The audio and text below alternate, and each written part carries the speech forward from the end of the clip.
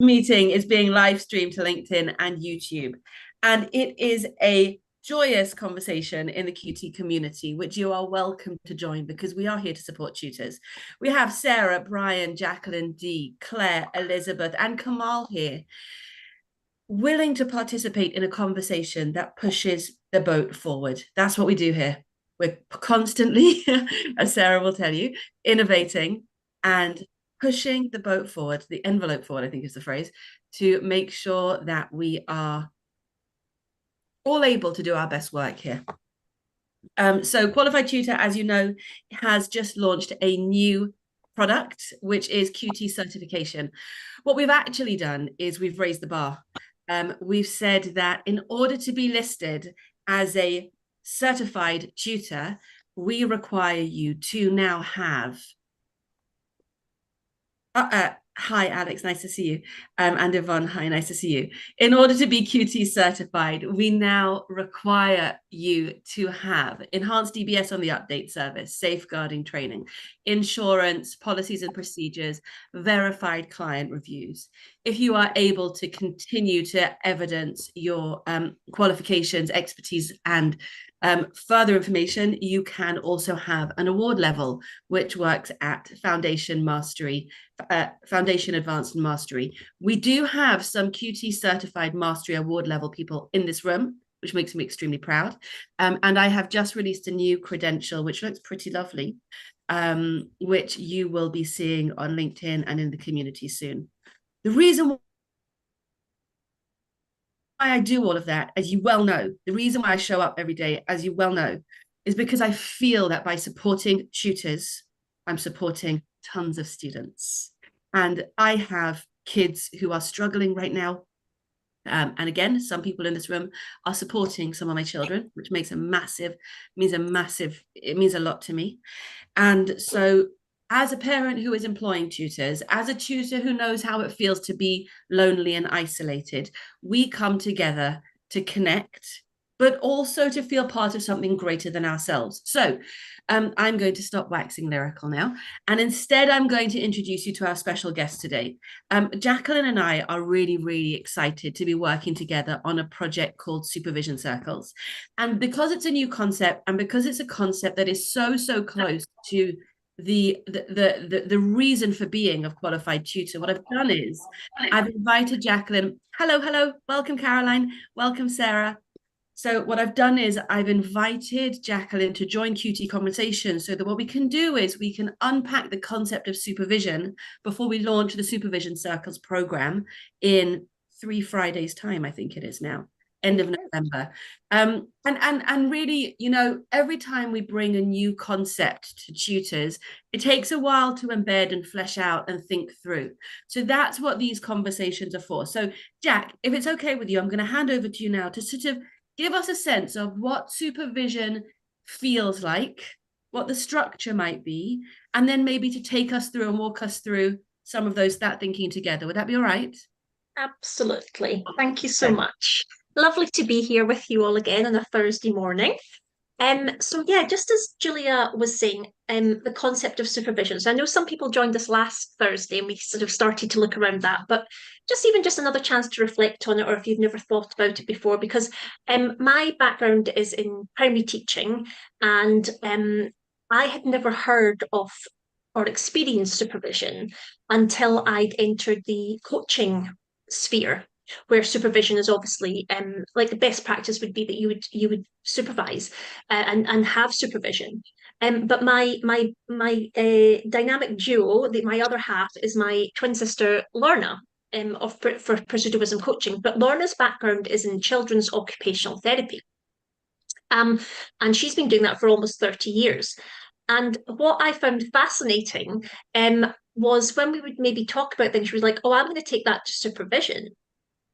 I'd be like, "What's supervision?" She was like, "So it's even from when they are a student, anyone working in the health profession, anyone who's in that caring role and is caring for others, to make sure that they are kept safe and healthy and being the best that they can be, they have to go through a process of supervision. And actually, as students in a health profession, they have to supervision is actually part of their way to graduate. If they haven't actually had enough supervision, it's deemed as important as, say, placement or the coursework.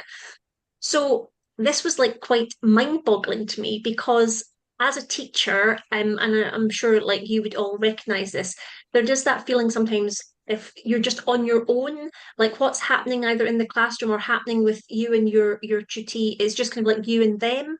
And it can feel a wee bit lonely.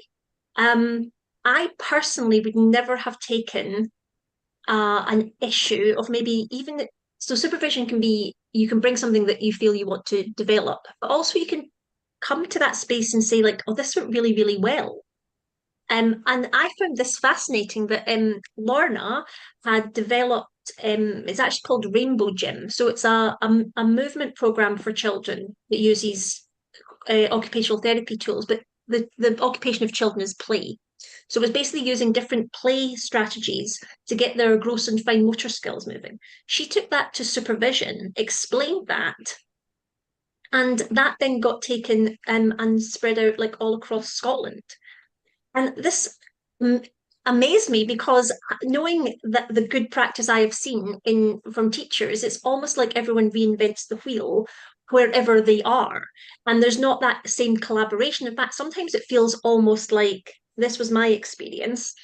If somebody was doing something well in their classroom, it was almost like, what's wrong with you and why are you not doing it?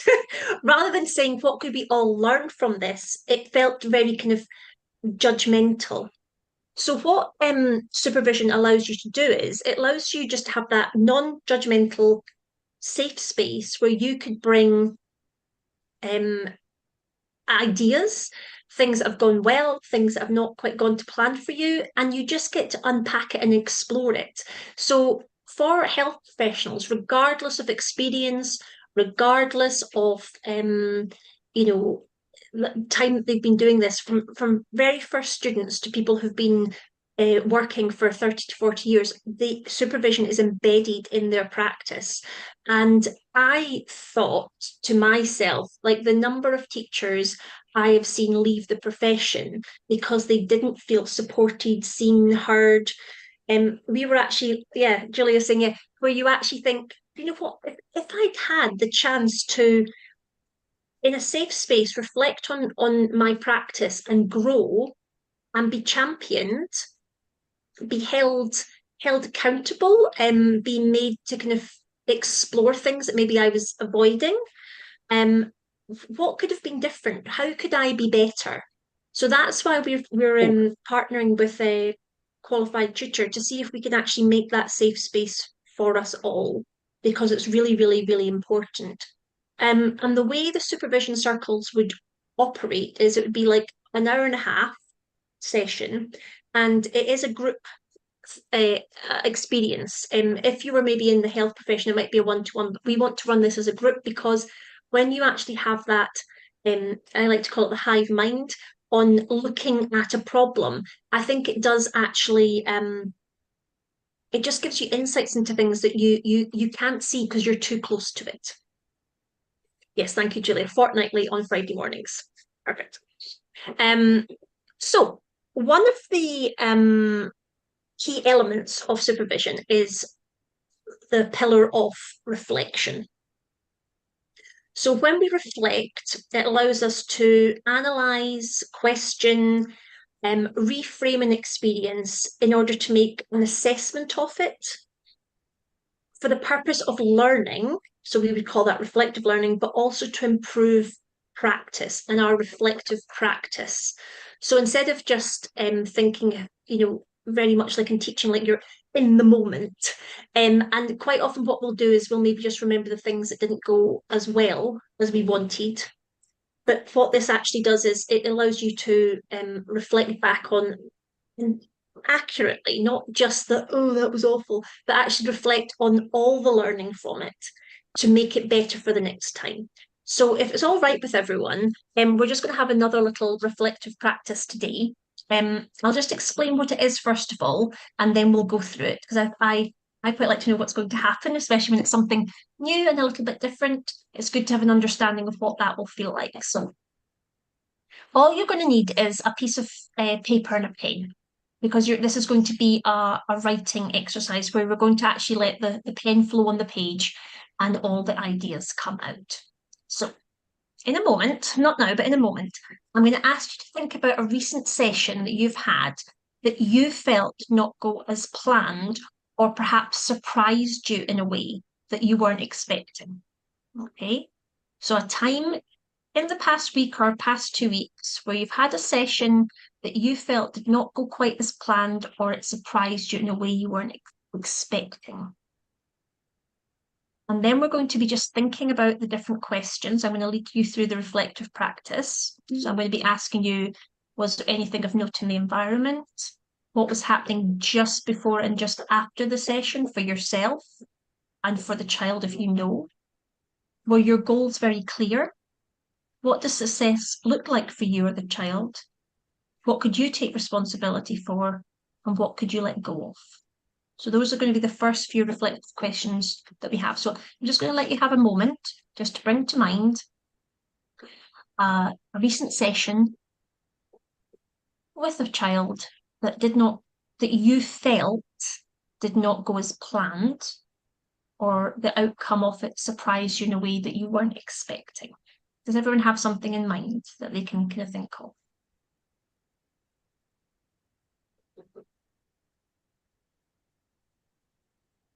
Yes, I had yesterday I had a session with a student and I was teaching him some division, and he was doing some exercises, and then suddenly he just put his head down and just kind of checked out, basically. Yeah, You know, brilliant. That's a great one, yeah, Kamal. So if you keep that in your mind, yeah, we're going to I'm going to ask the questions as prompts, and I just want you to write down your answers. yeah. So that's a brilliant example. Thank you for sharing that. Perfect. So if we all bring to mind the session that we're thinking of, can you remember back, was there anything of note in the environment, either at your end of things or the child's end of things? Anything of note in the environment? And just write down whatever comes to mind.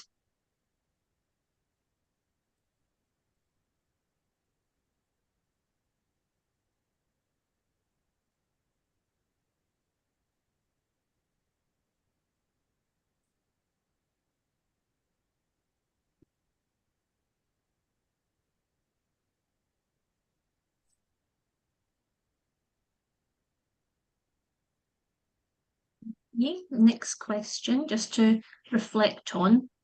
What was happening just before the session for you? What was happening just before the session for you? You might want to think about your feelings, your energy, how you were showing up, what was going on in your life, anything of note.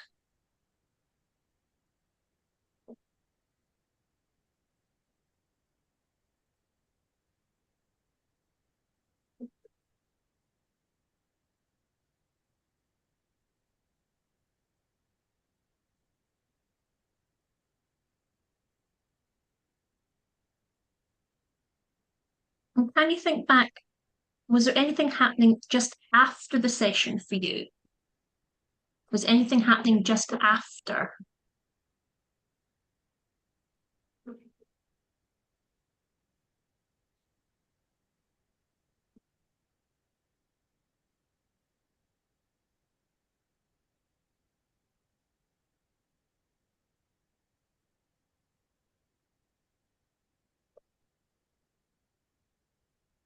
Now, you may or may not know the answer to this, but was anything happening just before or just after the session for the child that might have impacted in any way?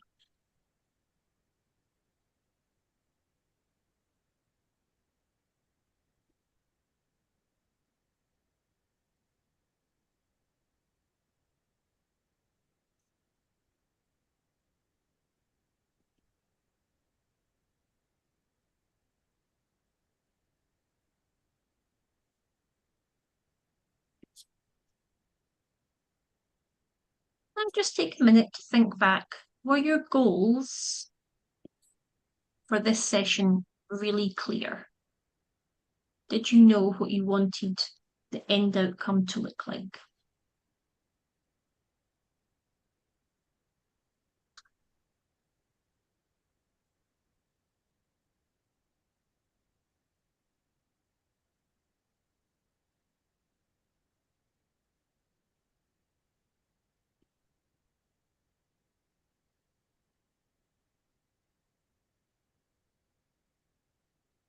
And now just think, what does success look like for you or for the child?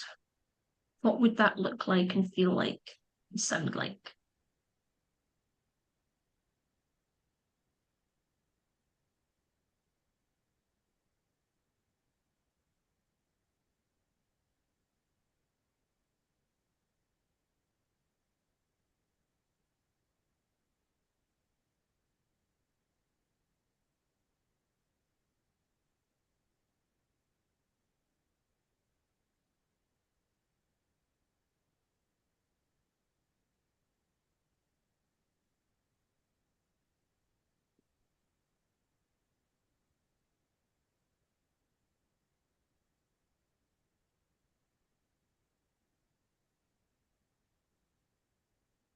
What could you take responsibility for?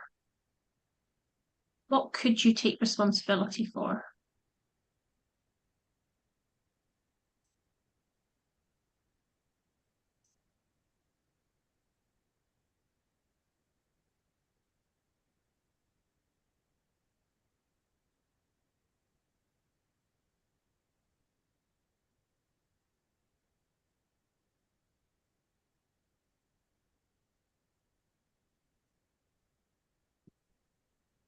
And although we'd like to believe we are truly powerful beings, the only thing we actually have control of is our own thoughts, feelings, emotions, attitude, behavior. So, with that in mind, what can you actually let go of? What was not your responsibility at all?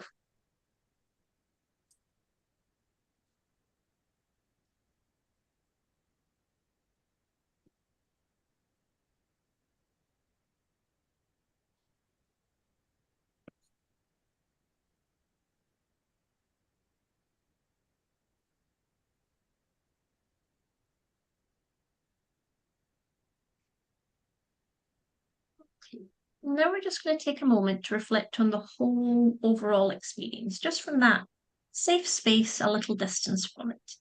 How do you feel about it now, looking back? How could you feel about it now, looking back?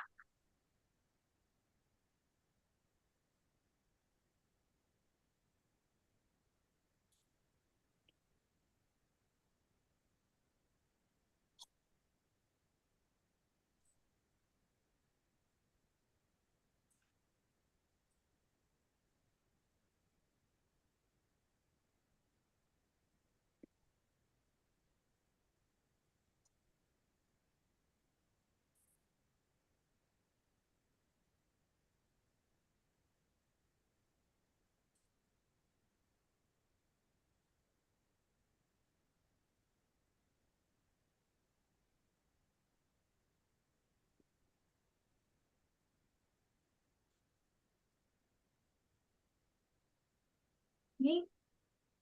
And now we're going to extract the learning. What learning can you take from this experience?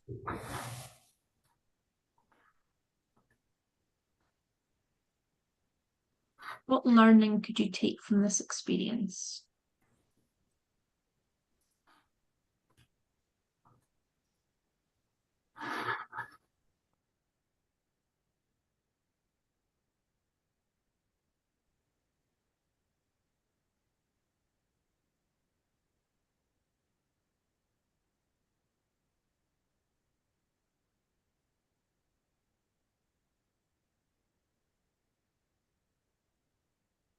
So now we're just going to forward paste this. So we've now extracted the learning from that session, and we're going to try and take it forward to improve your chances of having more success in a future session. It could be with this particular pupil, or just another pupil in general, or with you for being at peace with yourself? What could you do differently, or what are you going to do differently?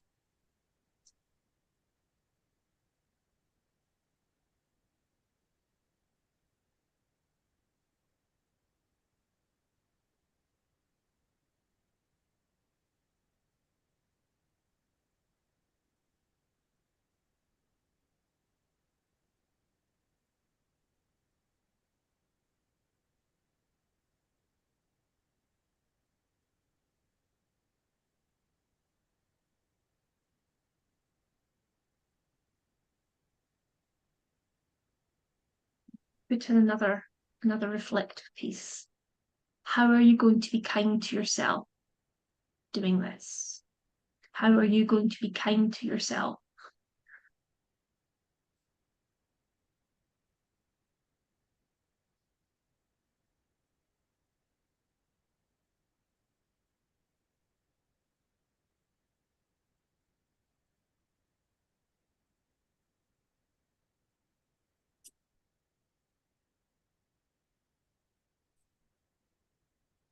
Last piece is accountability. Having the courage to share and hold yourself accountable to take forward these actions will actually make you more successful, give you more satisfaction and increase your well-being. Now, you don't have to share publicly if you don't want to, even just writing a little accountability note to yourself, or you can pop it in the chat.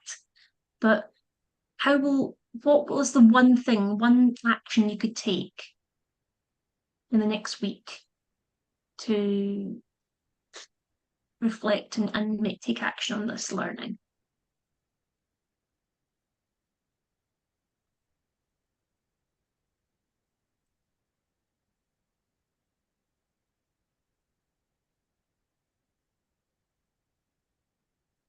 Lovely. Thank you, Elizabeth. You reflect on this and you would treat myself afterwards. I wonder what you would treat yourself with, Elizabeth.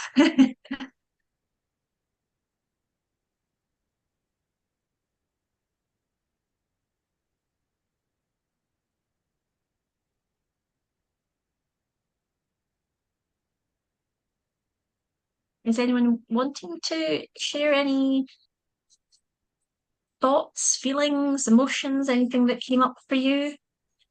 I don't mind sharing something. Hey, Sarah. So I run some small group sessions, and I'd planned my 11 plus group session on Tuesday, and then last minute I had half of the parents contact me saying, oh, it's Halloween, my child doesn't want to miss out on trick-or-treating, so they didn't come to the session. And then I had another parent who they just didn't turn up. So I usually have 8.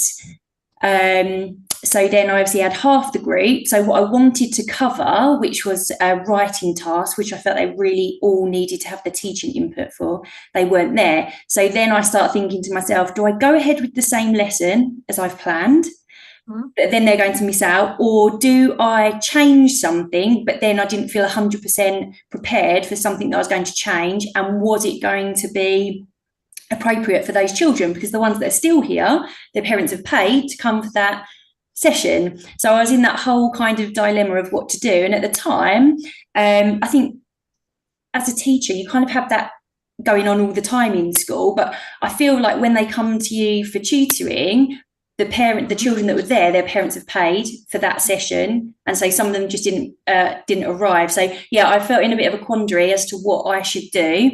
So I did some of the tasks that I felt the children could possibly do at home to catch up.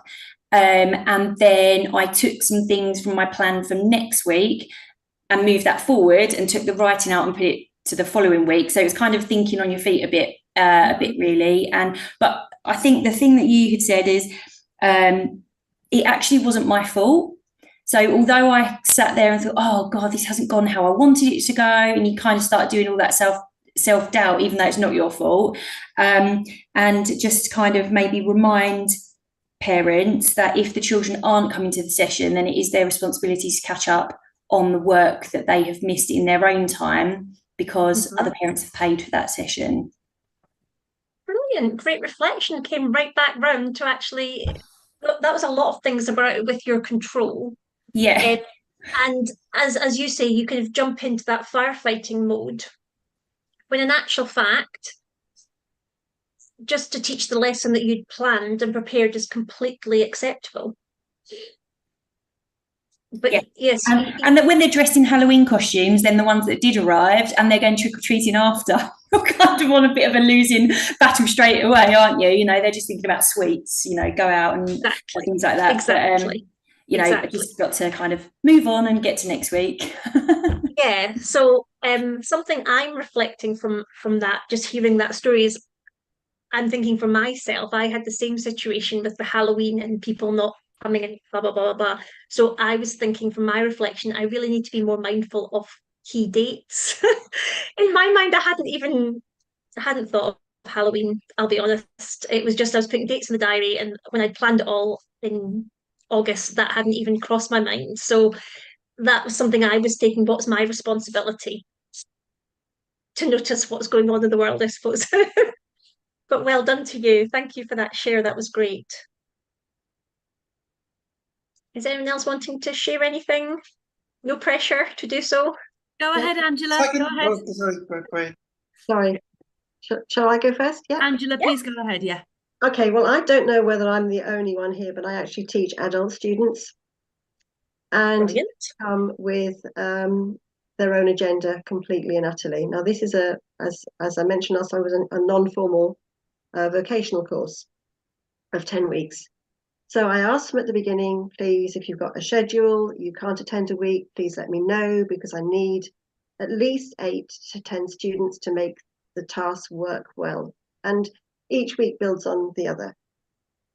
Now, I don't charge, because I'm still in the training mode for a level 5 education and training award. I'm not charging a lot for my courses, but I am asking for a donation to my shareholder who actually provides a platform.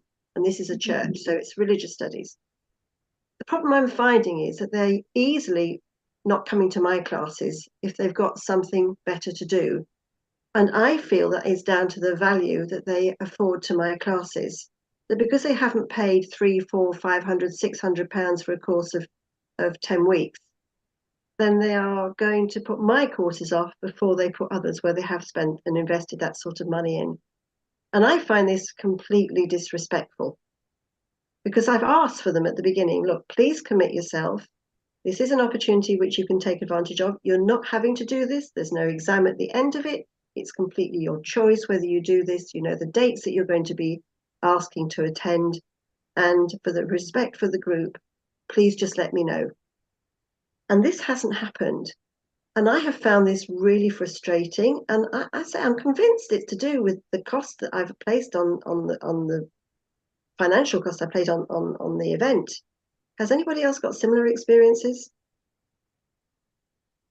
No, I would say that maybe if you charge too little or don't charge, I mean, why don't you charge? It's your time, really. So you're saying you charge a very cut price thing, but that's devaluing yourself. And the other thing is, if you charge less, people are more likely to not attend. So if they charge, you need to set a price point that is, that it hurts them a little bit if they don't turn up, but not maybe not too much. I think that's the experience I'm learning from. But the problem is I also need a minimum of between 10 and 12 students on each course in order for my tutors to accept that as a viable for observed sessions. So I'm in this devil in the deep place, really, stick in a hard rock, or whatever the expression is. I was going to ask you, Angela, whether you can adjust the tasks so that you don't need so many people in a group. But I think you've just answered that question, that you need that size group for your program. Yes, I do, unfortunately. Whereas, when I finish the program with my observed hours, and that'll be done sort of end of January, courses following on from that will not depend on having the numbers. I mean, that is the most important thing, getting the observed practice in. But it's very frustrating when they have so little respect and can seem to find other reasons why that didn't materialize when they were applying for the course. Mm-hmm. Very frustrating. Can I ask, Angela, had you have a contract or anything with them? Anything in writing? I send out an application form and I do one-to-one diagnostic interviews with them. So I do my best to explain that I really do need to have you state if you can't attend a session in advance. But this isn't. I mean, have they committed in writing to you? I absolutely can see that you're 100% committed to them. What is their commitment to you? I must admit, I hadn't thought about it in terms of that, of actually saying to them, you will sign a statement saying you will attend. I mean, can you do that with adults? I mean, Well, it's like valuing I suppose it's for when I'm hearing that, there's a reason you need a certain number of people. Yeah. And you are being generous in spirit by not charging, but that generosity is not being reciprocated, and that's what makes your values are being challenged. They've crossed your limits of what you feel is respectful and disrespectful behavior. Absolutely. So it's actually wondering if, I don't know how far into your course it is, but it's maybe just presenting them to the fact of this hard boundary that you've set.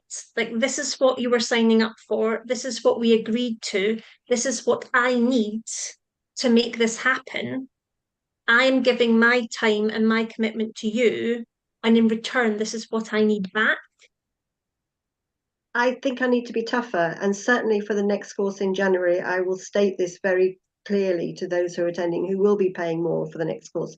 Not a large amount, but I think I need to be tougher, really, and not. It's not even being. I don't think it was being tough. Think of it as being even if you could think of it as respecting the people who are turning up. Yes. They are giving their time. Yes. Defend that. Yes. That's great. Defend, defend that, defend their time, and your generosity that you've turned up to deliver this, which they have said, I really want. And maybe just reflect back on them. What is it you need to be able to turn up to these sessions? Because I am setting aside my time and preparing them. You've said that you wanted this and we've discussed it. What is it you still need to be able to attend? There's something missing, and it's maybe they've thought it was almost as if they're doing you a favor. Well, I have had that comment. I'm here to support you, Angela, and those being the ones who've been the most disrespectful and exactly. Yes, they have misunderstood the assignment, Angela. Yes, I've written that a couple of times. Good. You defend your time, defend the people who are turning up. They are the people you are fighting for. So don't just think you're being tough. What you're actually doing is saying, what your behavior is not okay.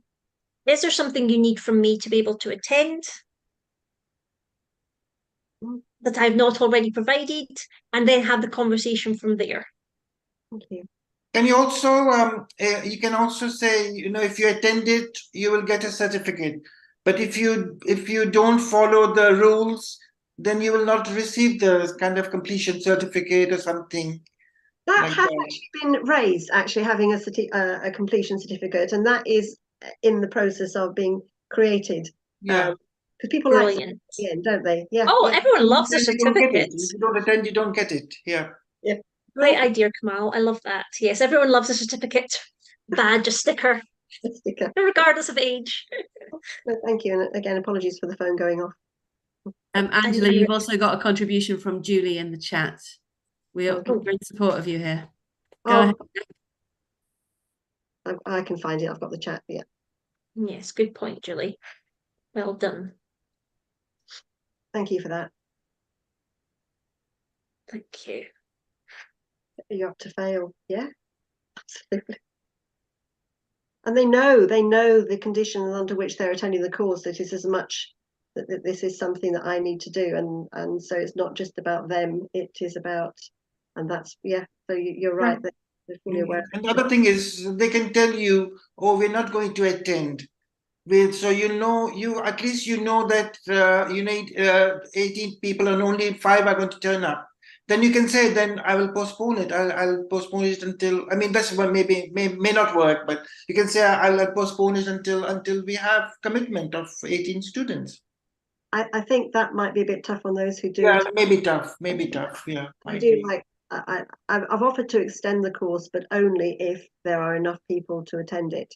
So I have actually taken stuff back into my own domain. But yeah, you made some great points. Well done.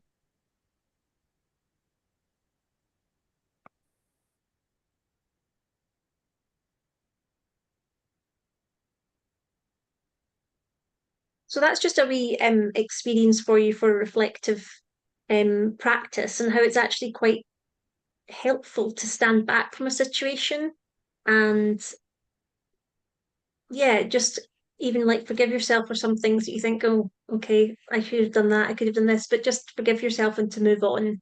And as long as you kind of extract the learning, then it's not really a mistake at all, is it? It's not really anything bad because you've got something out of it. But yeah, I think what I'm hearing is a lot of things are out of your control.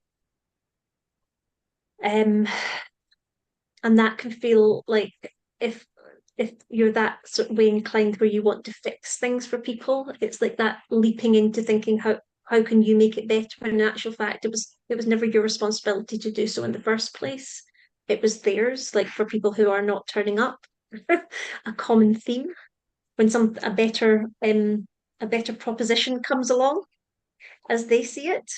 But it's just presenting them that they're coming for a reason, and you would always protect and value your time for them, so they need to do the same in return.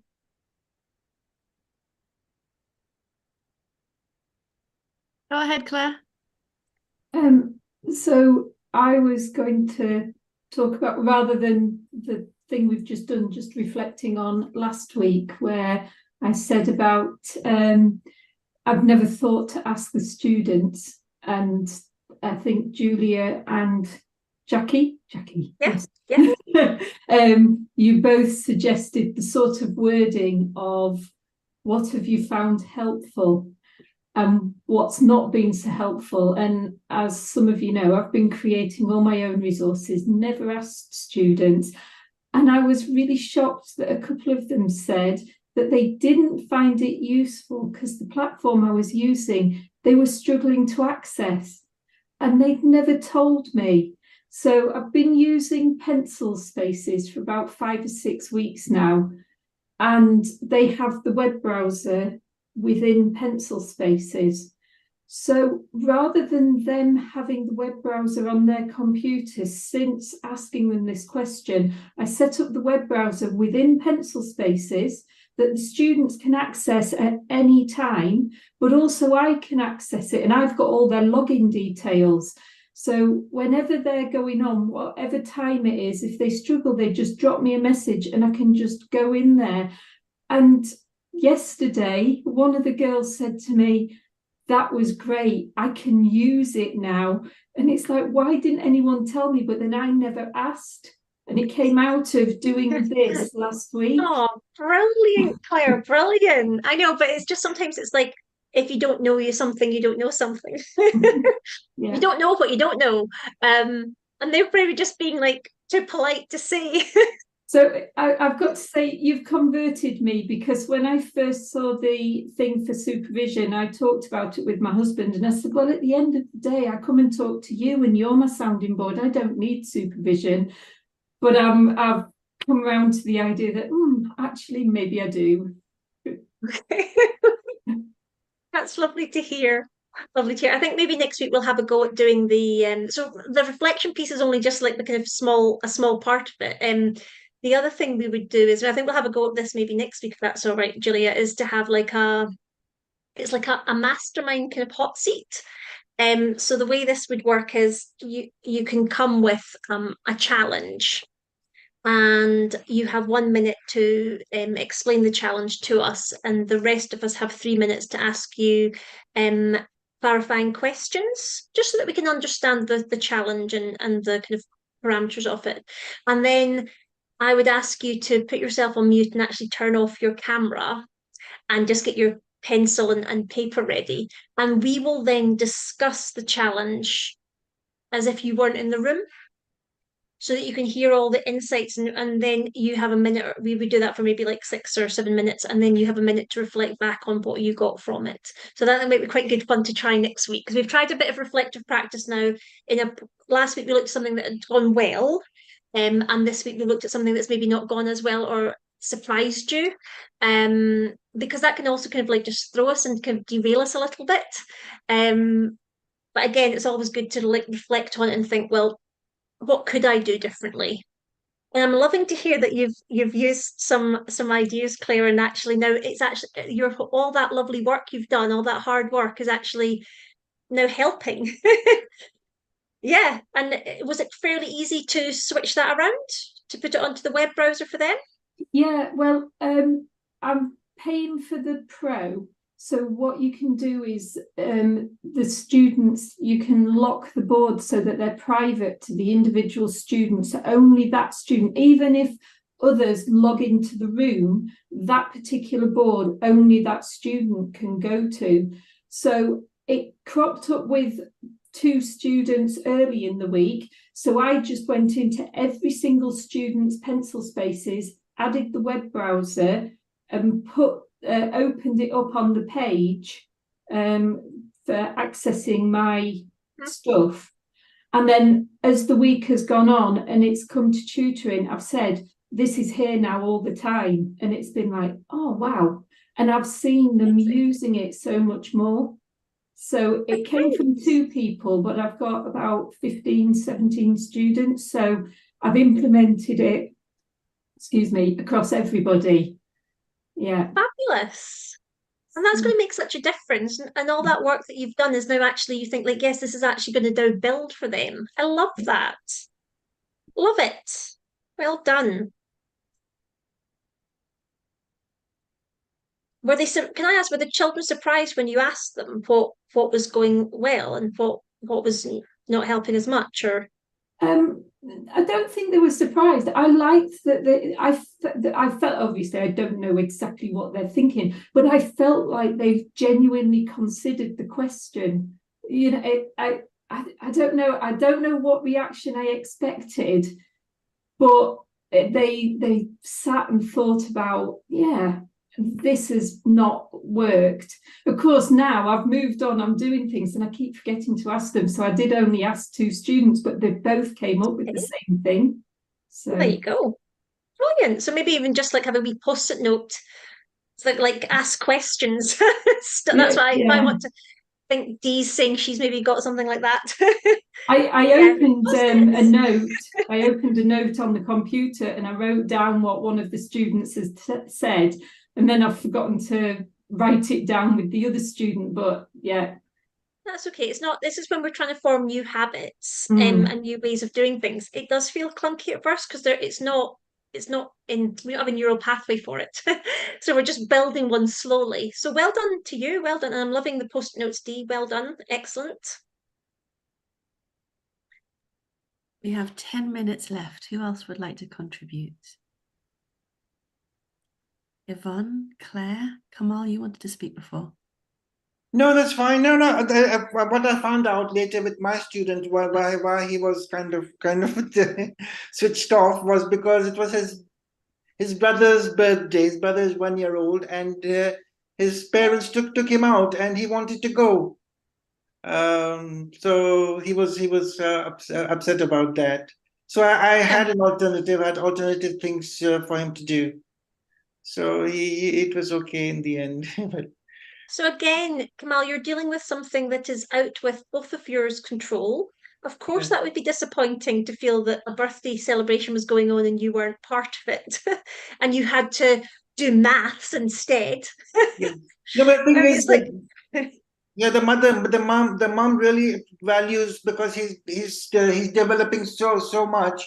She really she values that. She would rather have him do the lesson than go out. So that's the thing. But he was, maybe I would have said, I don't blame him for being upset. So no, and I think did you know during the session that that's what happened, or did you only discover that afterwards? Halfway through, the mum came back, and I said he looks very tired, and she said she knows him. I mean, he tries to play tricks as well, and she said, "Oh no, he's just playing up. You know, he's because he was annoyed with at that." So yeah, I think I'd be annoyed too if I they would all went off be. for a first birthday party and didn't invite me. Yeah, yes. Um, Yes, yeah, but that's a hard thing to try and yes, manage, because he's trying to manage his emotions, yes, and it's when you're unaware as yes, well. So I think that's really good that you discovered what was wrong, yes, because as you say, from your point of view, you don't understand why he suddenly checked out. yes, And yes, but what we can give meaning to is actually, because we're only seeing the behavior, we don't yes, understand the feelings that are behind it. yes.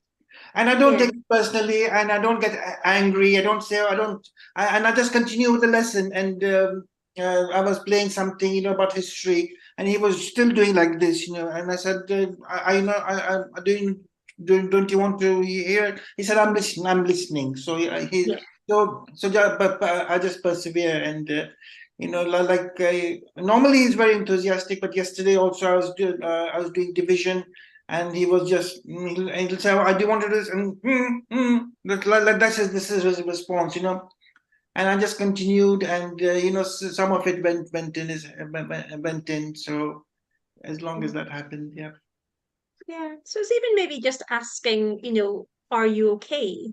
You don't seem your usual self. No, he won't respond. He won't say, "I'm okay." He'll say, Hmm. Hmm. like that.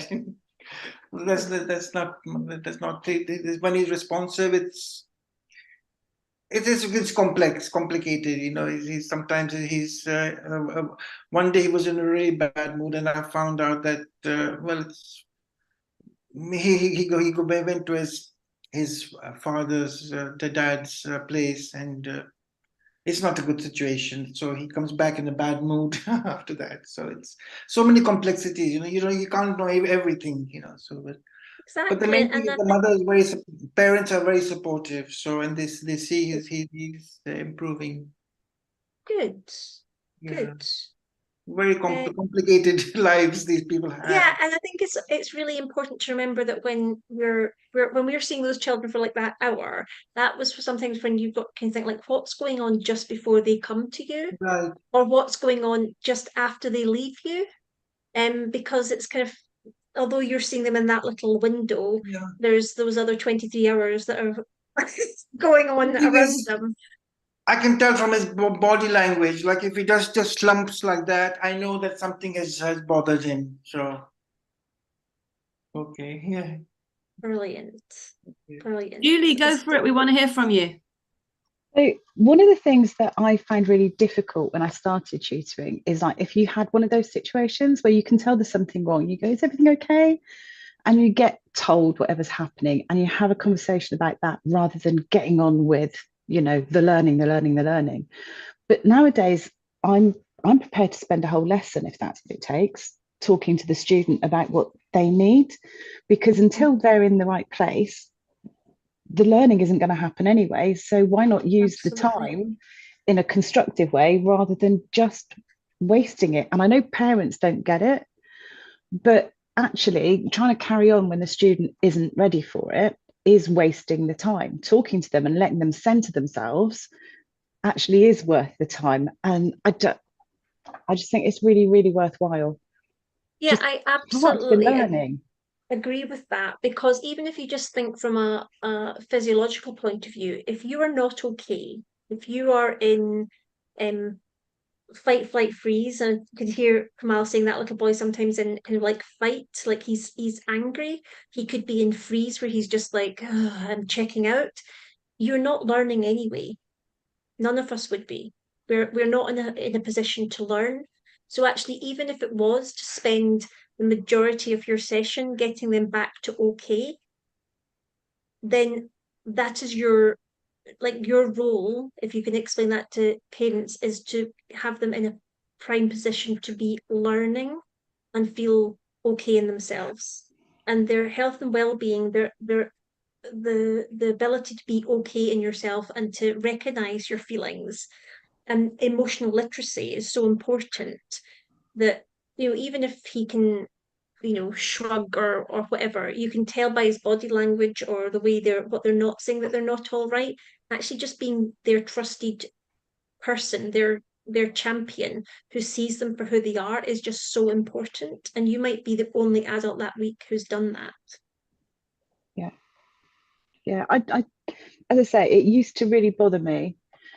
So much so that when I first started, I wouldn't charge for those lessons. I'd refund them if we spent more than half the lesson not lessoning.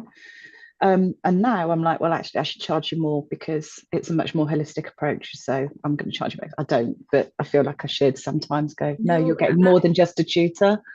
Absolutely, Julie. They are getting more than just a tutor. I got feedback from one mum. Students coming to my house. I only had a couple that year, and we were having a conversation after, I think around about the GCSE exams. And she said, you know, I'm obviously grateful for the math support you've given her, but actually the difference you have made is in the other conversations that you are having with her, and her attitude has changed. She's feeling more confident going into all of her exams. You're doing life with her in a way that, you know, is making a difference. Exactly. I had a student online who had been out of school for over a year through severe anxiety, and her main interest was online gaming, which I really struggle to connect with because it's not something that I do. But we both have a cat, and the cat would put in an appearance in our sessions, would pop up on her desk. And in one session, after 10 minutes, it was clear from her responses that she was starting to shut down, and there was absolutely no point in trying to do any more maths. So we talked about art, we talked about her cat, we shared photos of our art, and we did that for pretty much all of the rest of the lesson. And I had absolutely no problem with that session. We'd done 10 minutes of maths, we'd done 50 minutes of talking about cats and art and all sorts of other stuff. And she was in so much a better place at the end of that session than she had been at the beginning. So, you know, what's not to love, really? And I was so blessed by that opportunity to know that, you know, I was coming alongside her and really understanding, not trying to fix anything, and just being in the room with her and acknowledging that the way she felt was completely valid. No, that's a lovely way to. And also, you know, if you end the lesson in a happy way, they then looking. That's all they'll remember. And then they'll be looking forward to the lesson next time. So I do that as well. Sometimes I don't stick to the subject. You know, I do art or something else. You know, just I play chess sometimes. You know, and need to do something different, and they make them feel. And I mean, if they win, I don't try to lose, but if they win, they're happy as well. So it's a good thing. Okay, my lovely friends, we absolutely must finish on time. It's one of our rules. Welcome, Sean. You're welcome here. We're just wrapping up the session now, but you're still welcome to be here. Let's give Jacqueline a little bit of feedback, please, for how that process felt. Anybody want to just unmute and share a takeaway or a feeling? For me, reflection is really uncomfortable, but I am absolutely sold on the importance of it and the potential for self-development. And I think a group session where that hive mind can come in, the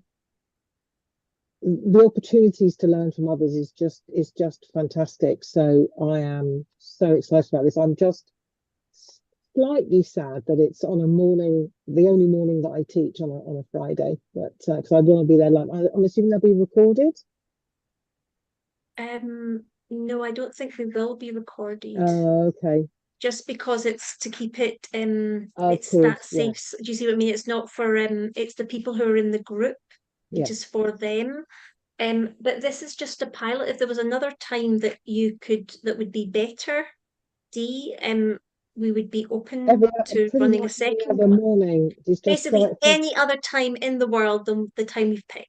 We have spoken about Wednesday, so it could be that next term we'll talk about Wednesdays as a segue. But thank you, and thank you for that. I think you've got an opportunity to have a little bit more of this from Jacqueline next Thursday. And then the Thursday after that, the 23rd, we have created Love Tutoring Autumn Festival. So you will have a full supervision circle taster first thing in the morning, the full 90-minute shebang. And then after that, we will have a session with the amazing Helen Dickman from Love Mondays Club. We will have gospel and her Go tuition. Her course is on financial management, and then we will be talking about managing exam anxiety also. So we basically wrapped an entire festival around supervision because we want to get people experiencing this process. So I will thank Jacqueline again for hosting, and more than that, for holding the space for us to do our thinking today, which was really, really a beautiful process. I don't know if you guys have spotted, but the fact that your faces fill the whole screen is a sign of engagement. And Dee, you came in before and you said you needed community, and I feel that you got it just now. So I am. My teapot it's stopped leaking so much. Yeah. And I've also topped it up. So I feel I can go away now, and there's a number of places I'm having to empty it, and I feel like I can do that now. Not too many cups, you know the rules, not too many cups. Okay. So I've told you about the Autumn Festival. I mentioned to you CPD certification. Love Tutoring membership is available to everyone. Bet at the end of January is going to be an in-person hybrid 3-day fest, which we would love for you to be a part of. And I'm so proud to tell you that we are now quality assured by CPD, so that everything that we are doing is being quality assured on your behalf. We really, really continue to strive and to serve you, and it's a joy to be here with you. Thank you, Jacqueline. Thank you, Dee. Thanks, Claire. Thanks, Yvonne. Thanks, Kamal. Thanks, Sarah. Thanks, Angela. Thanks, Claire. Thanks, Elizabeth. And thank you, Julie Shanley Edwards. Bye.